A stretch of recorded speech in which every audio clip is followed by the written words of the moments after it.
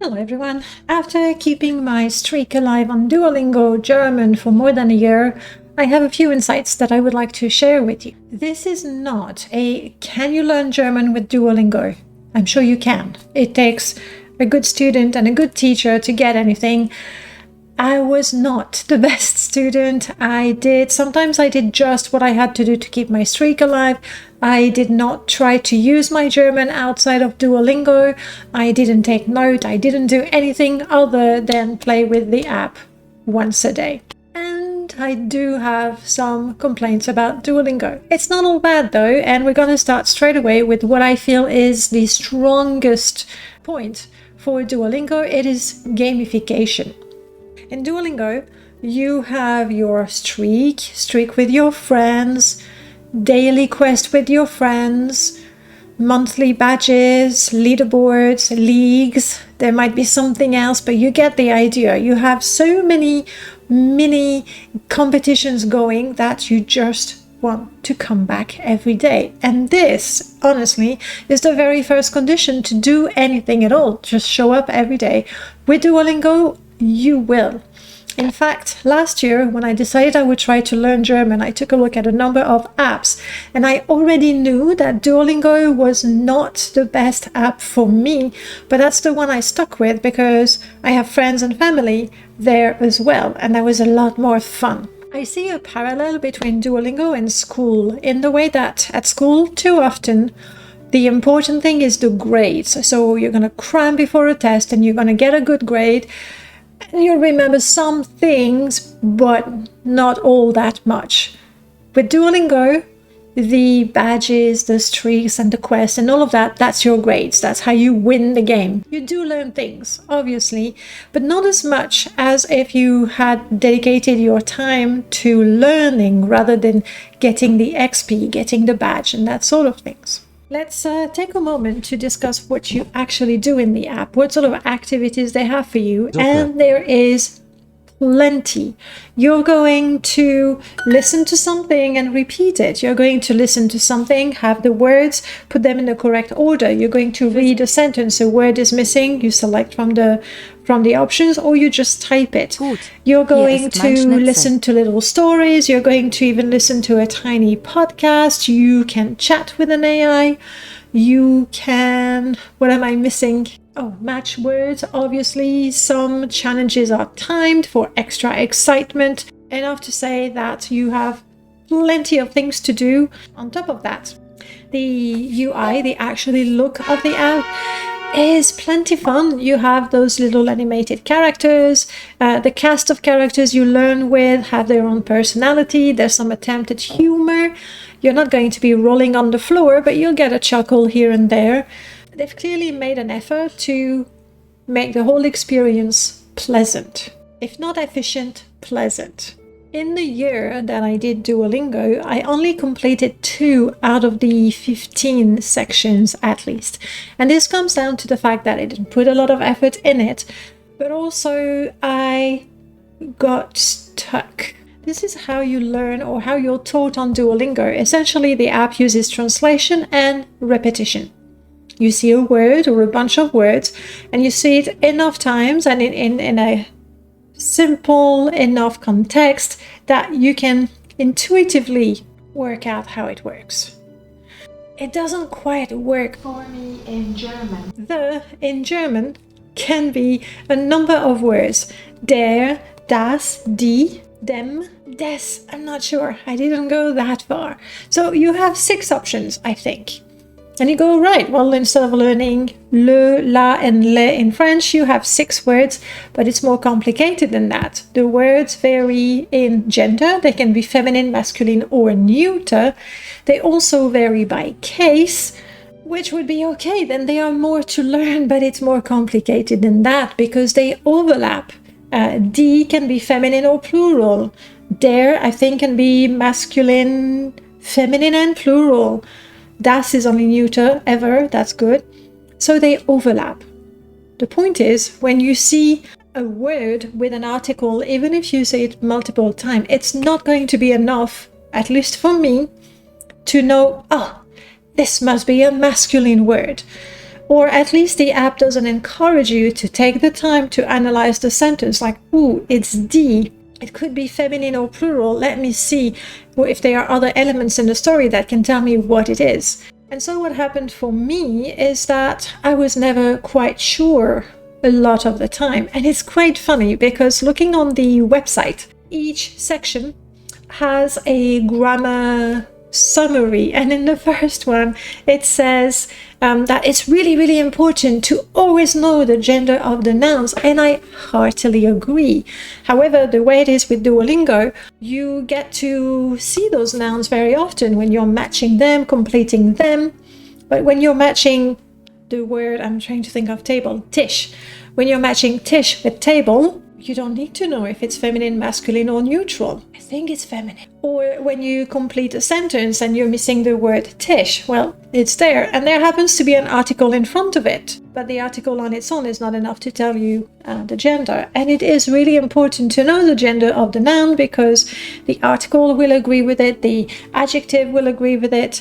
I suspect pronouns, if it's anything like French, possessives are going to be different. You need to know that. So it's funny that Duolingo says it's really important to always know the gender. I would have loved to see more focused exercises solely to make sure you know that table is feminine, if it is. The second thing that makes it even harder with German is word order. Word order can be a little unexpected, shall we say. I have an example for you. Let me just get my glasses on. If you want to say, I want to quickly bake a cake for my neighbor, in German, with the literal translation, you will get, I want my neighbor quick a cake to bake. It's not very intuitive. And so, yes, I do need to be told that adverbs come after the verb, that a verb in the infinitive after a modal will actually be right at the end of the sentence, and other rules that I haven't seen yet. And just seeing a sentence, you do get that feeling like, I feel like this word should go before that word, but it's just it. You feel it, but you haven't seen enough, you haven't done enough to know for a fact. Not like a child who's heard so much of the language that they manage to internalize the language over time. Not enough for me to do that. A bit of language talk. Now I know language and grammar and schools, too often, very often, and maybe still nowadays, in a language class, we put grammar at the heart of it. Learning a language more or less equates to learning the grammar and learning the verbs, if it's anything like French or Spanish or many other languages that have conjugation. And that's not right, because a language is not made of grammar exclusively. However, grammar is part of the language, and at some point it's good to talk about it. Typically, when teaching grammar, there's a number of methods, but let's say two main ones. Either the teacher is going to give you the rule and then a bunch of examples so you can see, aha, okay. Or the other way around, give you a bunch of examples, then the students think about it and go, oh, so it works like this. And that's what Duolingo does, giving you all those sentences with the translations, and you go, oh, all right, I see what's happening there. And that is a valid method, but you need the feedback to say, yes, indeed, it is like this. That's how it works. And you never get that from Duolingo, at least to the point where I went. Each unit, there are sections separated in unit.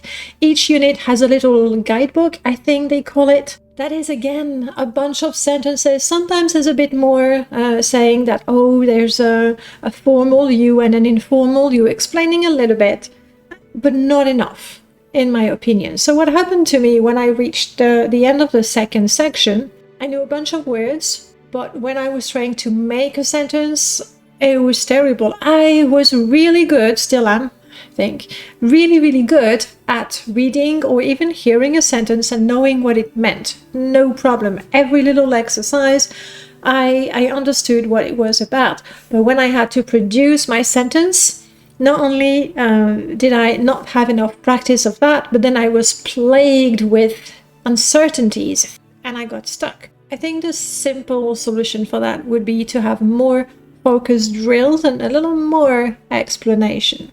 Okay, I make it sound quite bad, and maybe I'm a little too hung up on You need to explain to me how it works, because I cannot infer all the rules and remember all the subtleties just by looking at translations of sentences. There are some really good things. You get to listen to German, in my case, a lot. Every time there is a word, you're going to hear it as well. So you see the spelling, you hear the pronunciation, you see the translation, and your brain can work on meshing all of that together for you. That is great. Talking about the pronunciation, you can hear the AI voices, you can hear them, they are distorted at times. They are AI voices, that's understandable. I am not 100% confident in the pronunciation. I took a look at the French course. Being a native French, I felt that I was qualified enough to say whether the pronunciation was good or not. And I was not impressed.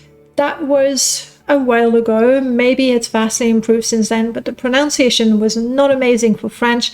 I can only hope that's a bit better in German.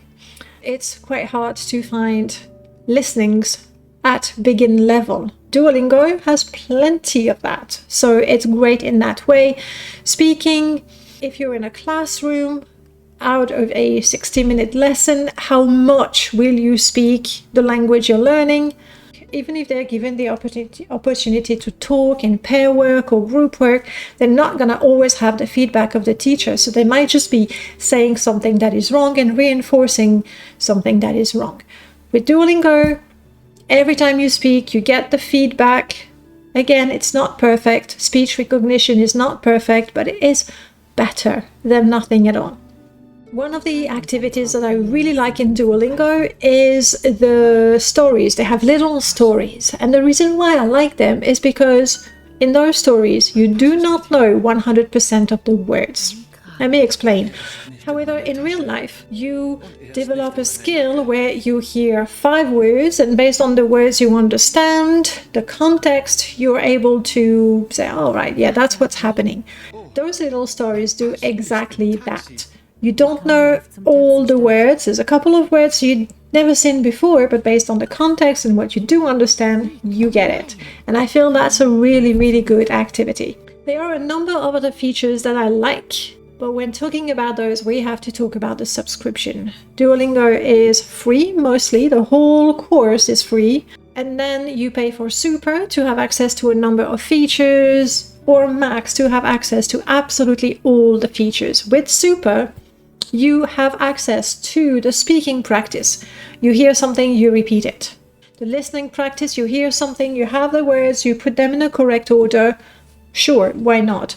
There is mistake review, and that's really good, really good. Every time you got the wrong answer, that will be added to your mistakes, and you get to review them. And once you review them and answer them correctly, they go away. These are part of the Super subscription. I feel they're essential. And for the most part of the year, I did have Super. There was one, I guess, negative effect of Super, and that's more a me thing. I realized once I didn't have Super anymore, that gave me unlimited hearts. Now it's Energy, the app updated recently. You get unlimited life. So you can make as many mistakes as you want. You can just keep going. If you don't have Super, you're limited in the number of times you can make a mistake. And once you've made mistakes, that's it. Or you can watch ads, or you can pay. And I noticed that once I didn't have Super, I was paying extra attention to the mistakes I made, going like, okay, what did I say? What did I do? And I was really making an effort to commit the correct answer, which I didn't quite do when I had Super. The top maximum subscription level is Max. The 2 features that you get, I got Max for 3 days. They gave it to me for free for 3 days, so I could get a taste of it. The first feature is the video call with Lily, one of the characters. I felt that was awkward, and part of it was having a video call with a cartoon character. A big part of it was that you very rarely get to make a sentence from scratch. So all of that together felt quite bad. I was guessing half of the things. I understood the questions always, but I had a terrible time producing my answers. Admittedly, if you practice a lot, then that gets easier. The second feature is feedback, an extra explanation on the mistakes that you made. Yes, would love that. It was not quite enough, but that is something I would have kept max for. If you don't have any of those, be ready for ads, plenty of ads, either an ad to tell you to get super or an ad for a mobile game and you have to wait 20 seconds to skip it, or just close the app and then restart it if you want it to keep on working. And after the ad for the mobile game, typically would say, did you know that you would get no ads if you add super? So where does that leave us? I do think that Duolingo is a good learning tool, especially if you have it in addition to anything else that you do. If you have a class, having Duolingo gives you extra opportunity to practice listening and speaking in particular that you don't get all that much opportunities to do during a lesson. If you studied a language when you were in high school and you want to get back to it, Duolingo is great, because you already had those explanations, those boring grammar rules. So now seeing the sentence, you go, yeah, remember, it was the thing about the thing. And that's fine. Personally, I did say I'm going to finish my streak, to have a year streak and be done with it. I did get my streak. I am not done with it because I can't let down my friends and family. We have with some people it's nearly a year-long streak. I can't do it. So I still do the one thing for Duolingo German. So Duolingo has its flaws for sure, but if you put the work in, you get somewhere. You will be able to achieve communication in the language you want to learn. Will it be flawless? Will your pronunciation be great? Will you get the correct article? Will you say einen when you have to say ein, or the other way around? Maybe yes, maybe no, but if your goal is to communicate, then you're fine. I like to understand the whats and the whys and the hows of how the language works. So Duolingo is not enough for what I want to do. But I have a plan. I'm going to give myself 6 months, another chance to learn German better this time. Stay tuned if you want to find out. Until then, have a good time and I'll see you soon.